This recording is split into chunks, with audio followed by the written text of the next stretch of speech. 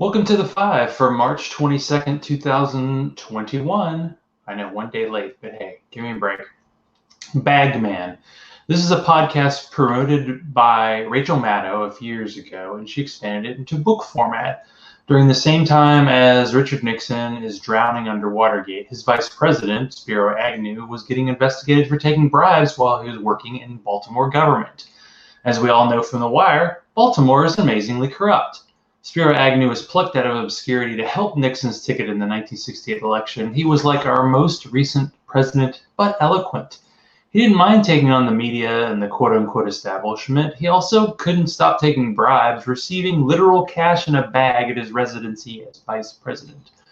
So, when the investigation happened, there was a legitimate constitutional crisis, as it was possible, if he dragged his feet, that he would become president if Nixon left office, and then maybe he couldn't be prosecuted.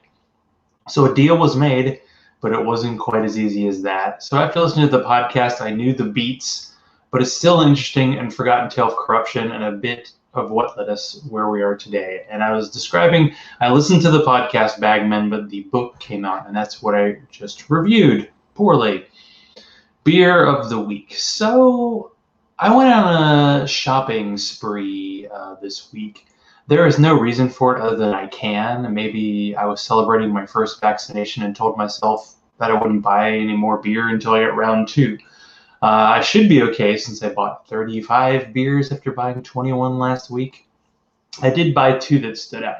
One is Deschutes Black Butte. So this brewery is out of Bend, Oregon, little town, and I visited their brewery in Portland, and they just started selling in Georgia. So I picked up a six-pack of the regular old porter, and it's a little bitter, you know. It's like a stout with less booze and a little less flavor, I would say.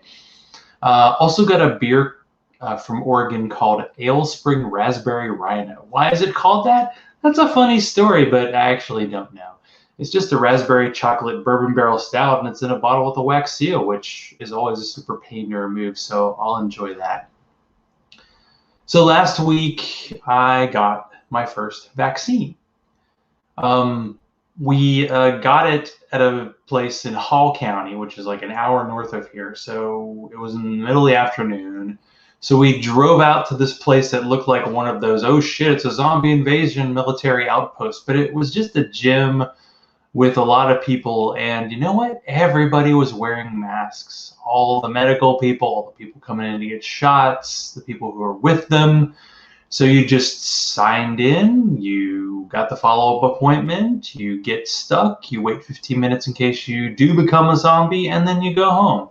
Or in our case, stop at a place for barbecue, then go home and eat it at 4:30 in the afternoon. I recommend it. 4 stars.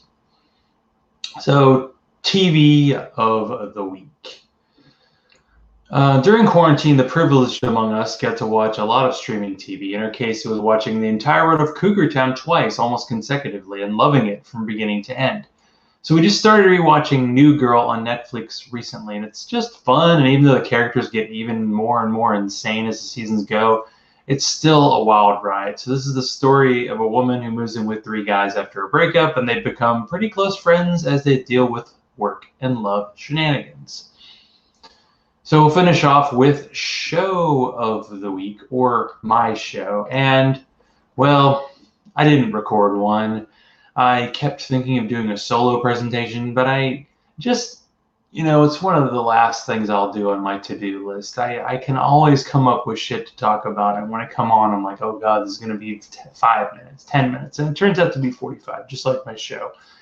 But, sometimes I hate it in a way like somebody who hasn't worked out for a while, talking themselves out of going to the gym, but then you get get things rolling and you feel much better. So I did get a webcam courtesy of your friendly neighborhood atheist. That's why the visual is better. I have no idea what the sound is like. We're going to find out together this week. Hopefully tomorrow, I'm inviting in Jessica Bloomkey, who is the co-host of The Friendly Atheist.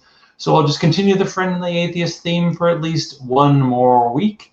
I have a few more potential guests, so I'll work them shortly as well. And you know what? We shockingly have made it to 5 minutes. So let's say adios.